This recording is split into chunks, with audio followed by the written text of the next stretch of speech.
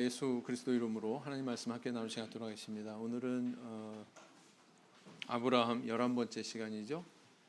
중보 기도를 드리는 아브라함.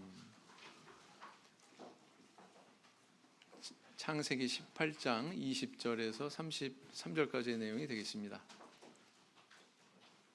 먼저 저와 같이 교독하실까요? 제가 먼저 읽겠습니다.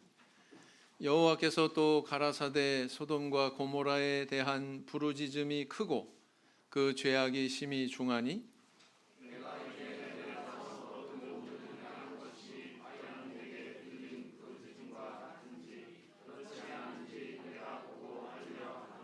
그 사람들이 거기서 떠나 소돔으로 향하여 가고 아브라함은 여호와 앞에 그대로 섰더니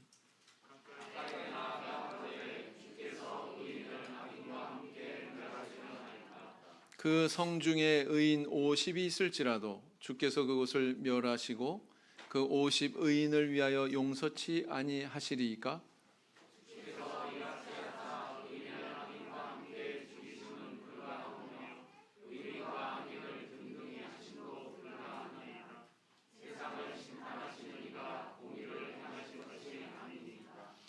여호와께서 가라사대 내가 만일 소돔 성 중에서 의인 50을 찾으면 그들을 위하여 온 지경을 용서하리라.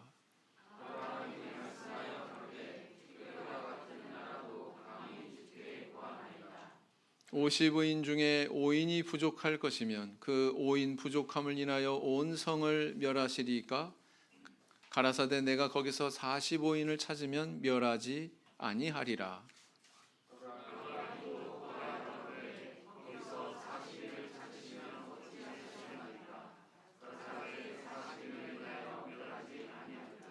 아브라함이 가로되 내 주여 노하지 마옵시고 말씀하게 하옵소서. 거기서 30인을 찾으시면 어찌하시려나이까? 가라사대 내가 거기서 30인을 찾으면 멸하지 아니하리라.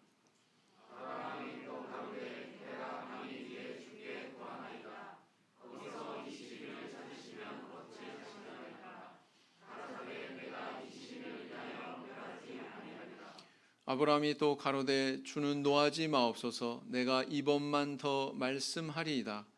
거기서 10인을 찾으시면 어찌하시려나이까? 가라사대 내가 10인을 인하여도 멸하지 아니하리라.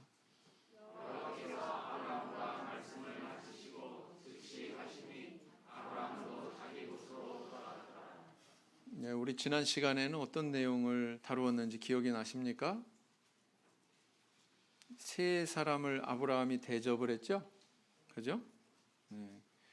오늘 본문에도 두 사람은 가고, 이 사람들은 가고 여호와 앞에 아브라함만 남았다 이렇게 표현하잖아요, 그죠?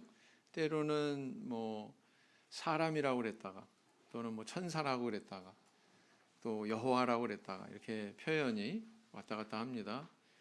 이 아브라함과 대화하는 분이 하나님 그분이시다라는 근거는 바로 여호와라고 하는 그 표현 때문이죠. 오늘 본문에서. 그리고 소돔 성으로 간 두 사람은 바로 천사다. 뭐 이렇게 이해하시면 되겠습니다. 자, 오늘 본문은요. 하나님은 어떤 분이시다. 거기에 상대적으로 사람은 어떤 존재다. 그리고 이 세상은 바로 이런 곳이다. 어떻게 보면 굉장히 종합적으로 여러 가지를 조명하고 있다. 이렇게 볼 수가 있습니다. 이 대화 내용은 굉장히 심플하지만 그러나 거기에 또 여러 가지 의미가 담겨져 있다. 이렇게 볼 수가 있죠. 우리 성도님들 이 세상에 대해서 어떻게 느끼고 어떻게 받아들이고 살아가고 계신지 모르겠어요. 시간이 지나면서 야, 참 살기 좋다. 번호 옛날에는 막 쇠로 된 열쇠로 이렇게 돌려서 문 따야 되는데 미국 사람도 한국 가서 부러워한다잖아요. 야, 아파트에 이런 게 다 있어. 번호만 탁 누르면 탁 열리네. 그죠? 참 살기 좋다. 한국이 참 그 여러 가지 그런 첨단 장비 이런데 굉장히 예민해가지고요. 그런 걸 잘 활용한대요. 차량도 그렇답니다. 차량의 무슨 옵션이나 뭐 이런 것들도 그런 것들을 많이 선호한답니다. 그래서 어떻습니까? 갈수록 살기 좋아지죠? 그래요? 반면에 또 이 세상이 도대체 어떻게 하려고 이렇게 변해가나, 그런 면도 있습니다. 우리 성도님들이 분별을 하건 못하건, 근데 분별하셨으면 좋겠어요. 그리고 그걸 통해서 눈앞의 현상을 통해서 멀리 10년이면 10년, 20년이면 20년, 몇십 년 뒤에 이렇게 될 것 같다. 그것도 가늠할 줄 아는 그런 안목이 키워지면 참 좋겠습니다. 성경을 통해서 그런 안목 키워야 되겠죠? 성경에서 그런 지혜를 가르쳐주고 있으니까. 자, 그래서 오늘 본문의 내용을 살펴보면 소돔과 고모라로 간 자들은 누구인가? 22절에 보니까 뭐라고 써 있어요? 그 사람들. 19장 1절에는 뭐라고 써 있냐면 두 천사 이렇게 써 있어요. 제가 말씀드린 대로죠? 네? 그래서 성경은 천사, 사람 이런 표현이 번갈아 이렇게 오가고 있다. 사사기 13장을 보면 삼손의 탄생 기사에 대해서 기록을 하고 있거든요. 근데 이제 이 삼손의 탄생할 무렵에 삼손의 부모님에게 나타난 그런 존재에 대해서 어떻게 표현하고 있냐면은 13장 6절에서 하나님의 사자, 그 다음 10절에 가서는 사람 또 이렇게 표현하고 있고요. 22절에서는 또 하나님 이렇게 표현하고 있습니다. 다 나오죠? 여기서는. 그죠? 그렇습니다. 그래서 이런 어떤 융통성을, 유연성을 좀 감안하고서 성경을 보셔라. 이렇게 말씀드리고 싶네요. 그 다음에 이제 두 번째, 아브라함이 하나님께 소돔성을 용서해 주실 것을 요구하면서 제시한 최초 의인의 수는 몇 명인가 그랬어요. 24절에 보니까 몇 명이라고 맨 처음에 질문을 드려요? 50명. 예, 50명. 이거는 어디서부터 기인한 그런 숫자일까요? 50명. 50명만 있으면 충분해. 하나님으로부터 기원하지 않은 것은 분명합니다. 아마도 그 아브라함의 주관적인 어떤 판단에 의해서 설마 이 정도는 있지 않을까? 이 정도는 있어야 되지 않나? 뭐 이런 기준에서 아마 제시가 된 숫자겠죠. 자, 세 번째. 아브라함이 하나님께 제시한 소돔성이 용서받을 수 있는 의인의 수는 각각 몇 명으로 몇 번 고쳐서 제시되었는가? 하도 많이 그 번복해서 물어보니까 헷갈리시죠? 좀 정리를 해보자고요. 50명 최초에 물었고요. 거기서 5인이 부족하면 그런 걸로 봐서 45인 맞고요. 그 다음에 또 40으로 내려갔고요. 30, 그 다음에는 10단위로 내려갑니다. 30인이면, 20인이면, 마지막으로 10인이면 이렇게 6번 질문을 하는데 5번 이렇게 번복이 돼가지고 질문하는 그런 장면을 기록을 하고 있죠. 자, 네 번째, 아브라함이 50명의 그 인원수를 제시할 때 태도가 어땠어요? 25절에 보니까 태도가, 하나님께 대한 태도가 어땠어요? 네? 겸손했어요? 좀 교만했어요? 교만했다고 하는 근거가 뭐예요? 이런 말을 했기 때문에 그렇습니다. 불가하오며 불가하니 세상을 판단하실 이가 공의를 행할 것이 아니니까 막 이렇게까지 얘기해요. 의인을 악인과 함께 그렇게 멸망시키시면 그거 안 되지요. 불가합니다. 막 이렇게. 그죠? 아니 그렇게 함께 멸망시키셨어요? 이미 사건이 이루어졌습니까? 아니죠. 그런데 막 이미 한 것처럼, 게다가 어디까지 나가요? 한술 더 뜨죠. 세상을 심판하시는 분이라며요. 그럼 공의를 행해야 될 거 아닙니까? 이렇게 따지고 나가요. 겸손한 것 같아요? 교만한 것 같아요? 교만하다고 판단하는 근거가 바로 여기 있는 겁니다. 마치 하나님께서 공의에서 벗어나는 일, 해서는 안 되는 그런 일을 하시는 것처럼 그렇게 이야기하고 있죠. 그죠? 네. 근데 그랬던 아브라함이 어떻게 바뀌어요? 이렇게 바뀝니다. 이게 또 미리 나와. 이거는 또 잘못됐네. 자, 아브라함이 10명을 제시할 때 태도는 어떻게 바뀌었냐면은 주는 노하지 마옵소서 이렇게 시작합니다. 제가 이번만 더 말씀하리이다. 어때요? 납작 엎드렸죠? 아주 낮아졌죠? 그러니까 이 부분도 참 재밌어요. 뭐가 재밌냐면 하나님에 대해서 잘 모르잖아요. 고개가 뻣뻣해요. 근데 하나님에 대해서 이제 깊이 알아가잖아요. 그럼 낮아지게 돼 있습니다. 세상에서도 변은 익을수록 고개를 숙인다는 말도 있지 않습니까? 그죠? 빈수레가 요란하다 이런 말도 있고. 그러니까 신앙도 마찬가지인 것 같아요. 이런 과정을 보면 아브라함의 그런 태도를 이렇게 보면 진실을 알아가면서 그것은 곧 뭘 의미합니까? 하나님을 알아가면서 낮아지더라 태도가 라는 거죠. 그런 부분을 우리가 발견할 수 있습니다. 자, 그래서 이렇게 아브라함은 하나님과 직접 이렇게 대면해서 대화했다. 어떻게 보면 오늘 이 아브라함은 소돔성을 멸하고자 하시는 그런 하나님의 뜻에 대해서 긍정적이고 좋은 측면에서 본다면 그는 세상을 위해서 하나님 앞에 간구하고 있는 거죠. 중보기도 하고 있는 거죠. 그런 모습으로 볼 수가 있습니다. 우리 성도님들이 세상에 대해서 기도하고 계십니까?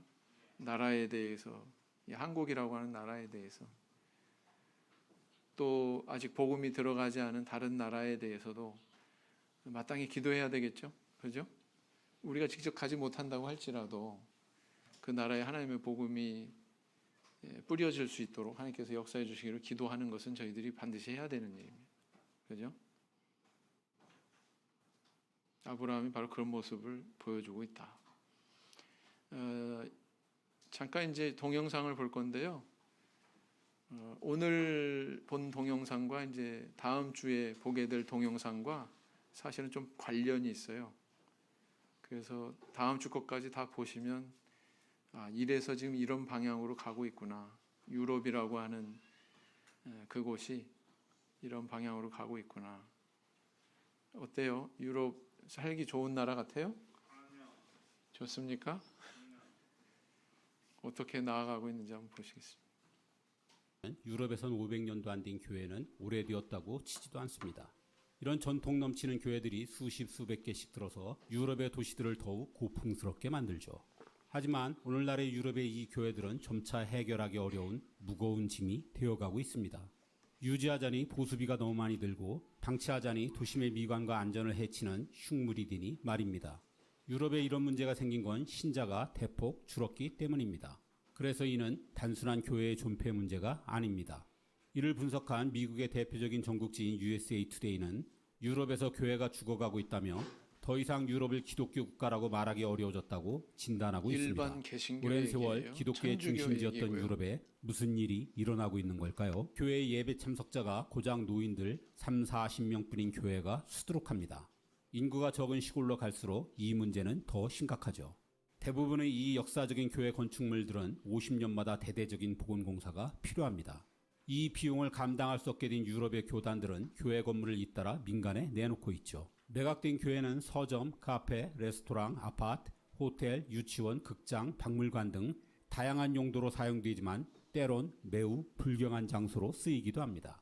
신성시 되던 교회가 하루아침 사이에 나이트클럽이나 스트릿바로 변신하기도 하죠. 독실한 신자들의 비난을 감수하지 않을 수 없을 만큼 유럽의 많은 교회가 다급한 처지라는 뜻입니다. 영국의 성공의 교회는 총 16,000개 정도 됩니다. 이 중 4분의 3이 일종의 문화재인 역사적 건물입니다. 하지만 영국 성공회는 지금 큰 위기를 맞고 있습니다. 교회의 4분의 1 이상이 일요일 예배 참여자가 20명도 안 됩니다. 이미 1980년대부터 30년 동안 9,000개의 교회가 문을 닫았습니다. 이 와중에 스코틀랜드 에든버러에 있는 한 루터 교회는 프랑켄슈타인이라는 술집으로 바뀌었고 브리스톨에 있는 세인트폴 교회는 서커스 훈련학교가 새 주인이 되었습니다. 교회의 높은 천장이 서커스의 딱이었죠. 맨체스터 북쪽의 작은 도시인 클리데루의 한 감리교회는 놀랍게도 이슬람 사원이 되었습니다. 하지만 영국에서는 아직도 1600개 정도가 신자 없는 교회라 추가적인 폐쇄나 판매가 불가피합니다. 오죽하면 지금 영국은 미국 남부의 침례 교단으로부터 선교 대상지로 지정되어 있습니다. 미국 남부 교회의 영향을 받는 우리나라의 개신교들도 수시로 영국에 선교하러 다니죠. 한때 세계 선교의 중심지였던 영국의 위상을 생각하면 정말 격세지감입니다. 프랑스엔 15,000개의 역사적 교회가 있습니다. 이들 교회는 그나마 정부 보조금으로 버텨나가고 있습니다. 하지만 프랑스에서도 가톨릭 신자들이 급감하고 있습니다. 주일 미사에 참여하는 프랑스 가톨릭 신자들은 10명 중 1명뿐입니다. 유럽의 이제 프랑스도 나라별로 다 성당을 나오고 헐거나 있어요. 지금. 혹은 팔거나를 선택해야 하는 한계점에 서 있습니다. 그 경우 당장 5분의 1인 3,000개가 바로 대상이 될 것입니다. 독일 역시 신교, 구교 가릴 것 없이 위기입니다. 지난 20년간 가톨릭 성당은 500개 이상이 문을 닫았습니다. 이 중 3분의 1은 그냥 헐어버렸고 3분의 2는 미술관, 카페, 펍을 운영하는 업체에 팔았습니다. 이 바람에 성직자는 물론 교회 관련 직원의 40%가 해고되었습니다. 개신교도 340개 이상이 폐쇄되었는데 함부르크의 교회는 이슬람 센터가 되었습니다. 보수적인 가톨릭 국가인 스페인은 신자의 5분의 1만이 미사에 참석하면서 교회가 스케이트보드장, 바, 나이트클럽으로 개조되고 있고 유럽 국가들 사정이 비슷비슷하지만 뭐니 해도 유럽에서 가장 심각한 나라는 네덜란드입니다. 암스테르담의 유서 깊은 한 교회는 나이트클럽 겸 공연장으로 바뀌어 마돈나가 공연했고 13세기 도미니코 수도회가 지은 성당은 서점으로 바뀌었으며 고색창연한 수도원들은 매각 후 호텔과 대학으로 탈바꿈되었습니다. 이렇게 네덜란드에선 지난 10년간 가톨릭 교회 1600개 중 3분의 2가 문을 닫았고 개신교 교회도 약 700개가 철거나 매각 직전입니다. 1950년대만 해도 신자의 90%가 예배에 참석했지만 지금은 5%도 되지 않으니 교회의 재정이 견딜 수가 없는 것입니다. 한때 유럽인은 곧 기독교인이라는 등식이 있었던 유럽에서 왜 기독교가 급쇠퇴하는지를 이해하는 건 쉽지 않습니다. 종교가 자신들의 생활에 중요한가를 묻는 또 다른 조사에서도 유럽의 젊은 층들은 단 21%만이 그렇다고 답하고 있습니다. 그래서 영국의 종교 사회학 교수인 스테판 블리번트 같은 사람은 유럽에서 기독교는 100년 내로 사라질 것이라고 말하기도 합니다. 그 정도가 아니더라도 이제 유럽에서 기독교가 삶과 문화의 중심에 서던 시절은 끝나가는 것 같습니다. 어때요? 생소하십니까? 생소한 지식인가요? 어떻습니까? 아까 제일 심각한 나라가 어떤 나라라고 그러던가요?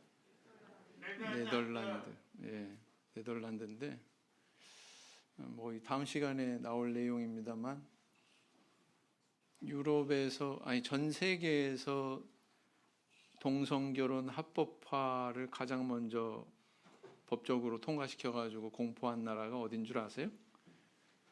제가 왜 묻겠어요? 네덜란드. 이 세상이 어떤 방향으로 가고 있는지 아시겠죠? 좀 감이 오시죠?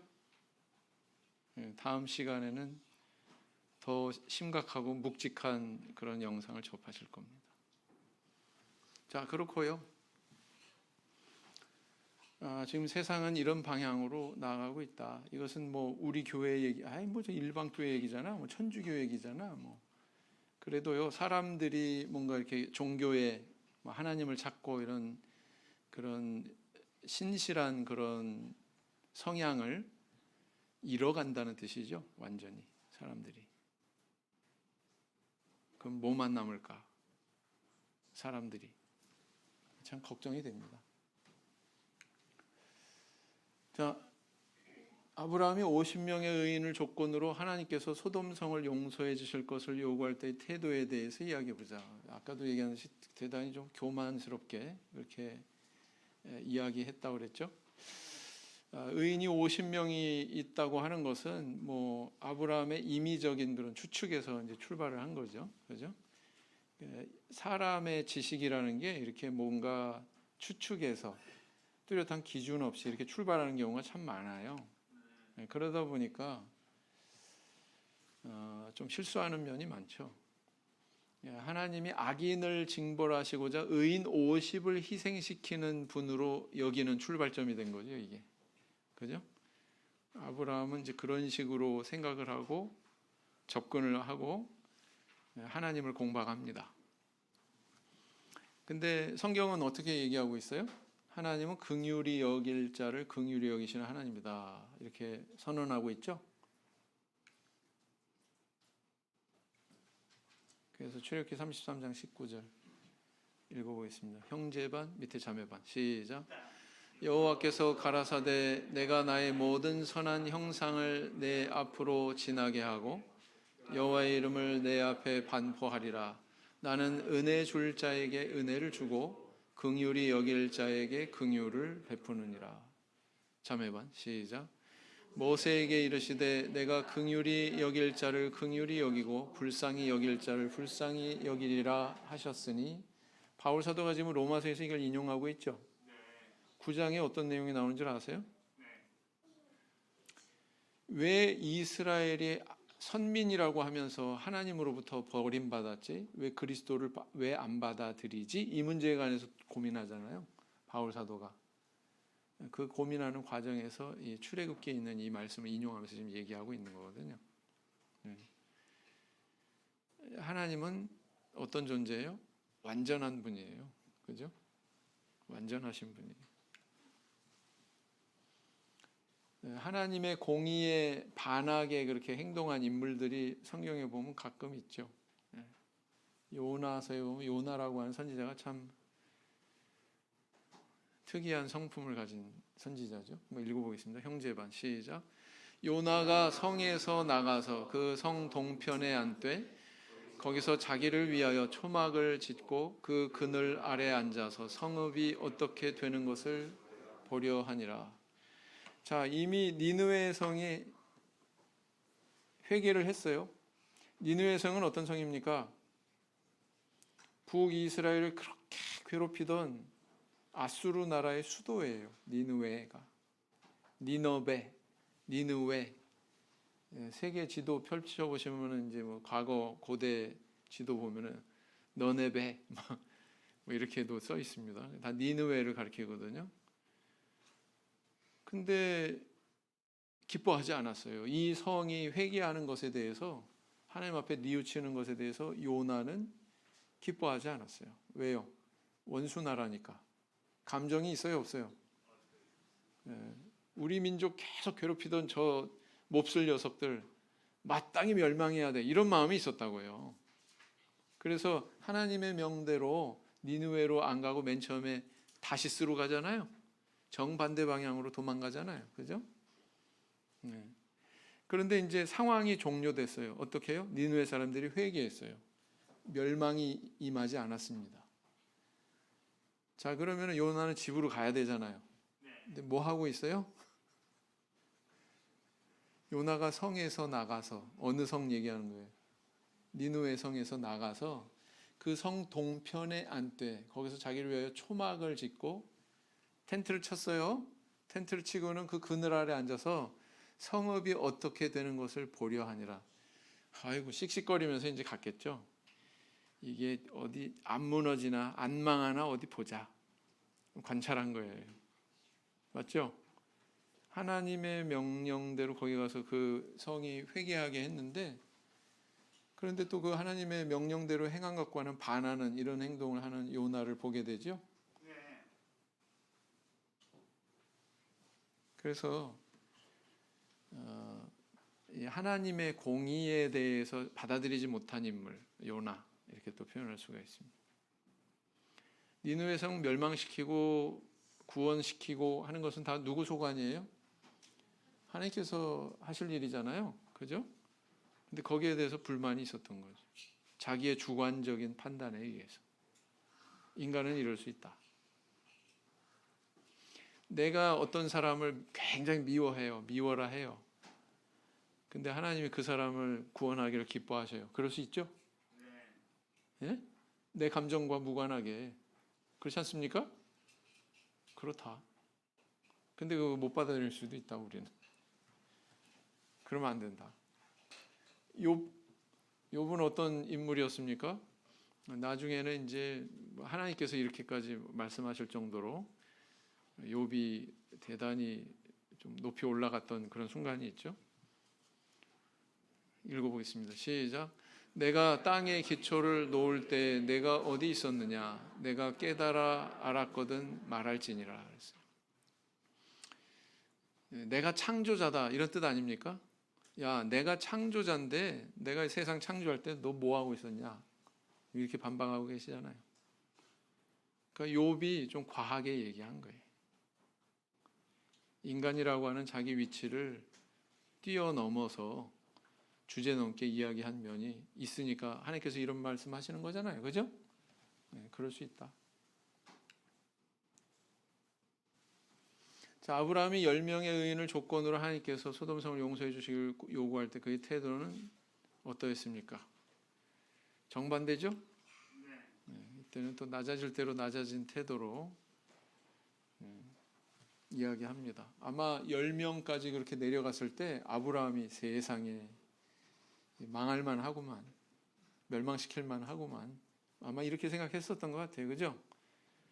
의인의 수에 대해서 아브라함은 몰랐어요.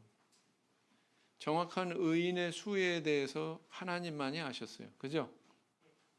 네.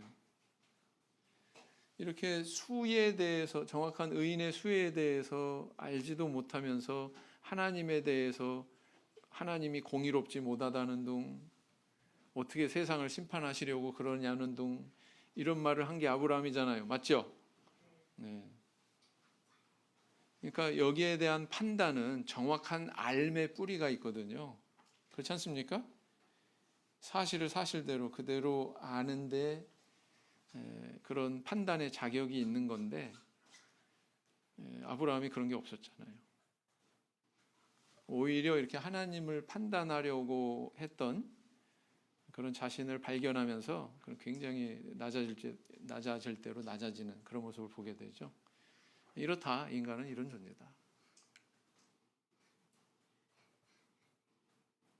출애굽기 32장 32절 같이 읽어보겠습니다. 시작. 그러나 합의하시면 이제 그들의 죄를 사하시옵소서.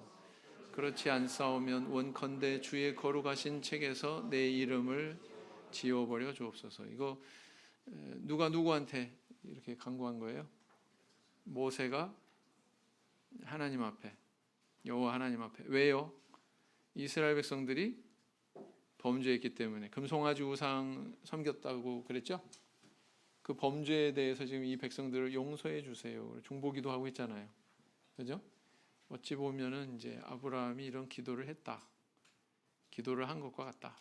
이렇게 볼 수가 있죠. 우리 예수님께서도 이렇게 타인을 위해서 기도한 예들이 있습니다. 읽어보겠습니다. 시작.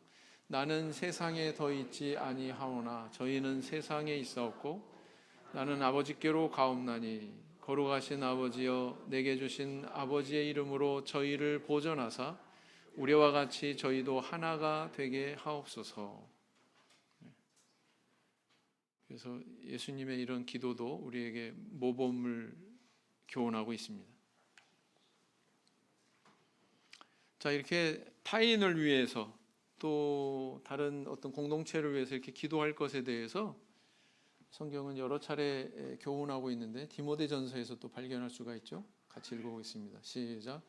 그러므로 내가 첫째로 권하노니 모든 사람을 위하여 간구와 기도와 도고와 감사를 하되 임금들과 높은 지위에 있는 모든 사람을 위하여 하라. 이는 우리가 모든 경건과 단정한 중에 고요하고 평안한 생활을 하려 함이니라. 자, 첫째로 그랬는데 그러면 둘째로, 셋째로 이렇게 나올 것 같은데 없어요. 그래서 여기서의 첫째로의 의미는 무엇보다도 이런 의미, 무엇보다도. 네. 다른 기도 제목 많잖아요. 나의 기도 제목, 개인의 기도 제목 많잖아요. 또 가정의 기도 제목도 있고. 근데 성경이 가르치는 거는 뭐냐면은 뭘 가장 우선해서 간구하라고요? 예?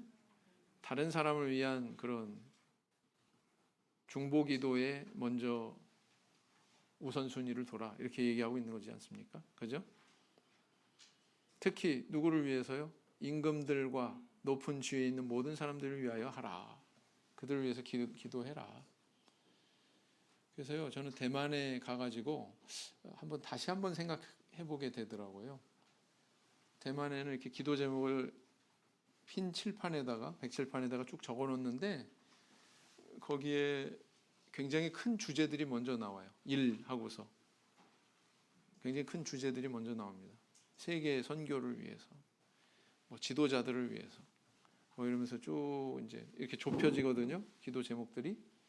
그래서 이 지역 교회를 위해서, 뭐 이러면서, 그래서 이게 성경적이고 이게 맞다. 우리 성도님들이 직접 그런 큰 어떤 일을 직접 나서서 할 수는 없지만 기도할 수 있잖아요. 그죠? 그런 제목을 가지고 필요하다. 나라를 위해서도 기도하는 것도 필요하다. 라는 거 알 수 있어요? 없어요? 알 수 있죠? 기도하셔야 됩니다. 그래서 이런 것들은 이제 나중에 구체적으로 이야기할 기회가 있을 겁니다.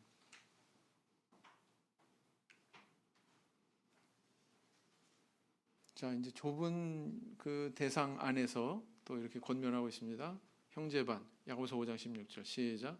이러므로 너희 죄를 서로 고하며 병 낫기를 위하여 서로 기도하라. 의인의 간구는 역사하는 힘이 많으니라 그랬어요. 여기 보니까 서로 기도하라 그랬죠. 서로. 그죠? 그래서 이렇게 기도로 이렇게 서로 간에 교류가 있어야 된다. 기도로 이렇게 하나가 되는 그런 노력들이 있어야 된다라는 것을 우리에게 교훈을 해주고 있습니다. 다음 자매반 시작. 또 나를 위하여 구할 것은 내게 말씀을 주사 나로 입을 벌려 복음의 비밀을 담대히 알리게 하옵소서 할 것이니. 바울 사도는 대단히 친절하게 기도할 제목에 대해서 아주 구체적으로 에베소 교인들에게 요구를 합니다. 나를 위하여 구할 것은, 그러면서, 그죠? 바울 사도 같은 분도 다른 성도들의 이런 기도의 힘을 필요로 했구나. 바울 자신도 기도했겠죠. 그러나 다른 성도들의 이런 기도도 필요로 했구나라는 거 알 수 있어요? 없어요? 알 수 있죠. 그래서 이런 문화가 계속 유지가 돼야 된다라는 것을 알 수가 있습니다. 그 다음 세 번째, 하나님과 아브라함의 대화를 통해서 하나님은 어떤 능력과 성품을 가지신 분인지 이야기해보자 그랬어요. 제가 서두에 이렇게 말씀드렸죠. 여기는 하나님이 어떤 분이다라는 것에 대한 여러 가지 힌트가 남겨져 있다, 이렇게 말씀을 드렸었죠.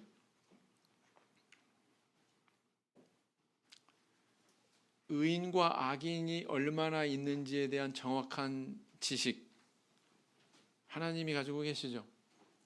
사람은 있어요? 없어요? 네, 없어요. 자, 이렇게 알 수 있는 것은 하나님의 어떤 성품을 의미하는 것입니까? 하나님이 가지고 계신 성품 여러 가지가 있어요. 속성이 여러 가지가 있어요. 전능하시고 전지하시고 영원하시고 공의로우시고 사랑이 있으시고, 맞죠? 이런 여러 가지 그런 성품과 속성 가운데 인간하고 같이 공유하는 그런 영역도 있고, 인간은 절대로 공유할 수 없는 하나님만의 그런 절대자만의 그런 속성이 있습니다. 영원할 수 있어요, 사람이? 근데 만약에 하나님 절대자라고 하는 분이 영원하지 않다면 절대자로서의 자격이 없어요. 절대자이기 때문에 반드시 갖춰야 되는 그런 속성들이 있습니다. 영원해야 돼요. 영원하지 않다면 우리에게 영원한 생명 줄 수 있어요, 없어요? 없어요. 이거 굉장히 우리 구원과도 관련되는 얘기입니다. 그 다음, 정확하게 알지 못한다면 의인과 악인에 대해서 정확한 수에 대해서도 알지 못할 것이고, 그러면 세상을 심판할 자격이 있어요, 없어요? 없죠. 네, 그렇습니다. 그래서 이런 악인의 수뿐만 아니라 그 악인의 악의 정도에 대해서도 우리 하나님이 정확하게 알고 계시다. 거기에 합당한 징벌도 하나님이 내리시는 거다. 반대로 또 선인의 그 선함에 대해서도 우리 하나님께서는 정확하게 다 알고 계신다. 거기에 대한 상급도 우리 하나님께서 그에 합당하게 주신다. 이런 믿음이 있어야 되겠죠.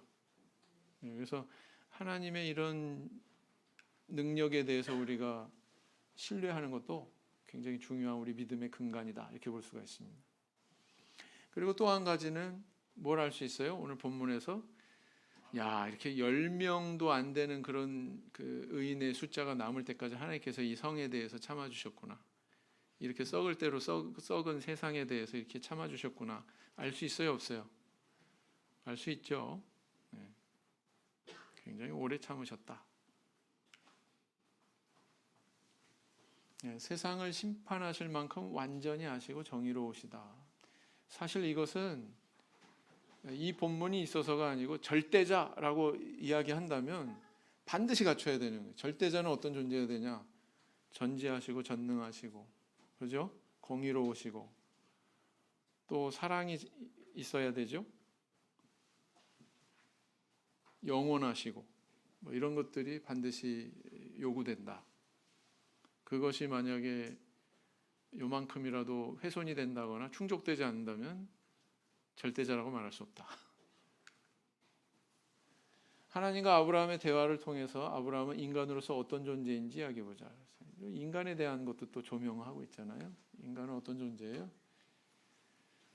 얼마나 의인과 악인이 생존하는지 몰랐어요. 아브라함은 몰랐습니다. 소돔성이 설마 그 정도 일이야? 이렇게 이제 지레짐작할 뿐이었죠.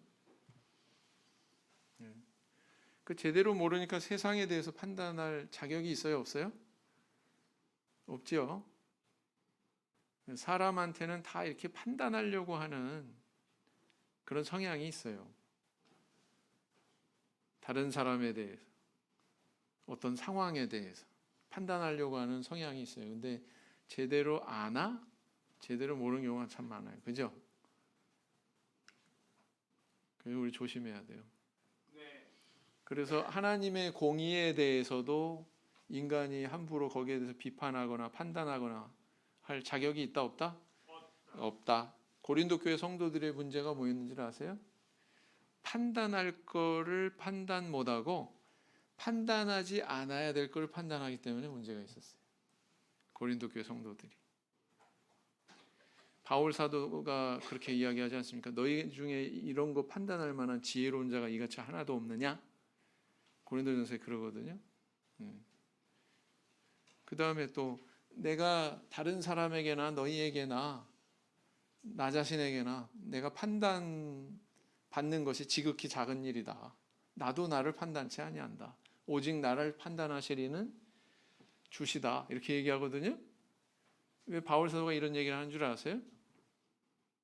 고린도 교회 성도들 가운데 바울을 막 판단한 사람이 있었기 때문에 하는 얘기예요. 좀 말도 시원치 않네. 뭐야 사도라고 하는 사람이 왜 혼자 다니지? 베드로는 이렇게 아내도 데리고 다니는데 이런 식으로 의심하고 판단하고 그랬었죠.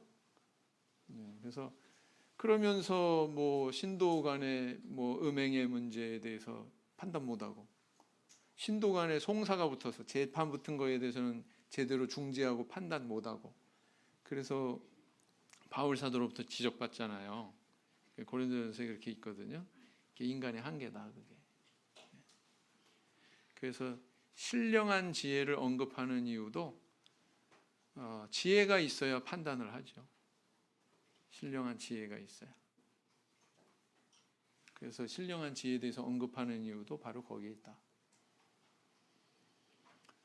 자, 잠언 29장 4절 인간의 한계에 대해서 한번 살펴보자고요. 형제반 시작.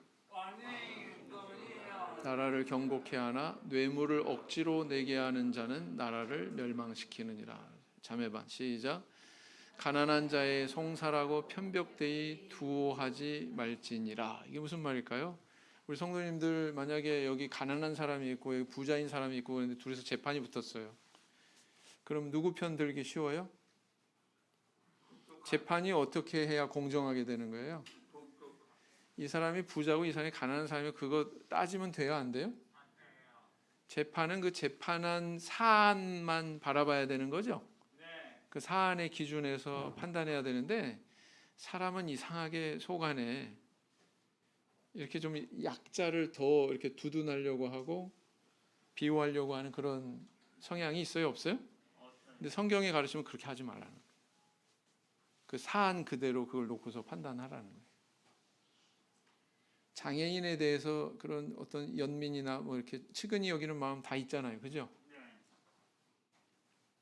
근데 장애인이라고 과연 착한가? 다 착하지는 않죠. 그죠? 피스토리우스라고 아세요? 피스토리우스가 누구냐면은 저기 패럴림픽 육상 선수예요. 단거리 육상 선수인데 다리가 없어요. 두 다리가 없는데 육상 선수예요. 의족을 달고 뛰어요. 꼭 이렇게 막 활처럼 이렇게 휜 그런 의족을 딱 다리에다가 끼고서 막 단거리를 하는데 그 사람이 굉장히 유명해졌어요. 메달리스트고. 근데 어느 날 사고가 일어났는데 자기 여자친구를 총격으로 살해했어요.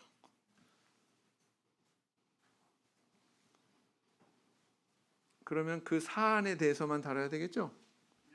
네. 그 사람의 어떤 신체적인 어떤 그런 핸디캡이나 이런 걸로 뭘 두둔하거나 뭐 그런 게 아니다. 그거는 성경이 가르치는 어떤 공의가 아니다라는 거죠. 하나님의 공의의 기준에 대해서 이야기해 보자. 자, 세상을 다스릴 만한 절대자가 갖춰야 되는 것, 전지해야 되죠. 다 알아야 돼요. 그다음 전능해야 돼요. 모든 걸 행할 수 있어야 돼요.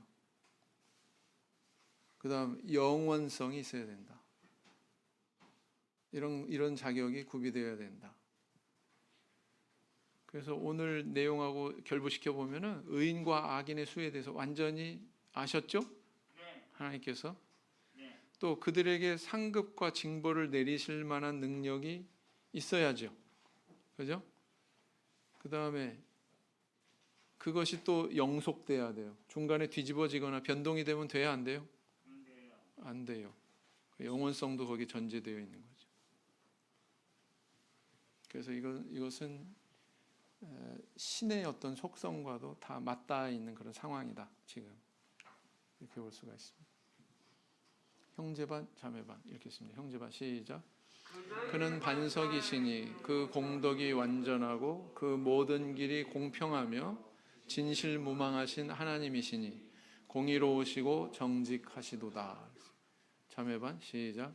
그러나 우리의 당한 모든 일에 주는 공의로우시니 우리는 악을 행하여 싸우나 주는 진실이 행하셨음이니이다. 시편 35편 24절 형제반 시작. 여호와 나의 하나님이여 주의 공의대로 나를 판단하사 저희로 나를 인하여 기뻐하지 못하게 하소서. 자매반 시작. 여호와께서 공의를 사랑하시고 그 성도를 버리지 아니하심이로다. 저희는 영영이 보호를 받으나 악인의 자손은 끊어지리로다. 이 시편의 내용을 보면은요, 막 이런 공의에 대해서 이야기하는 내용들이 너무 많아요. 의인과 악인에 대해서 다루면서 하나님의 그런 공의에 호소하는 그런 내용들이 굉장히 많아요. 그런 것만 봐도 세상에 억울한 일 당하는 사람 참 많은가 보다. 신앙인들 중에 참 못마땅한 일 당한 사람들이 많은가 보다. 그런 생각이 들지요? 그런데 우리가 정말 하나님의 공의를 믿는다면 어떻게 해야 될까요? 평안해야 되죠. 왜요? 하나님께서 언젠가는 심판할 사람 심판하고 상급으로 또 보상할 사람 보상하시고 한다는 그런 믿음이 전제가 되는 것이기 때문에 하나님의 공의를 믿는다는 것은 그렇지 않습니까? 그러니까 너무 이 세상의 어떤 순간적으로 지금 이루어지는 것에 대해서 너무 연연할 필요가 없다. 그것이 신앙인이 하나님의 공의를 믿는다면 가져야 되는 마땅한 태도 아니겠습니까? 그렇다. 나는 다른 사람의 의로 생존하는가 아니면은 나의 의로 다른 사람을 생존하게 하는가? 오늘 본문 보니까 어때요? 야, 이 10명 안에 10명 밑으로겠죠. 이 사람들 때문에 소돔성에 거하고 있는 모든 사람들이 지금 다 생존하고 있는 거구나. 어찌 보면 그런 생각 드시죠?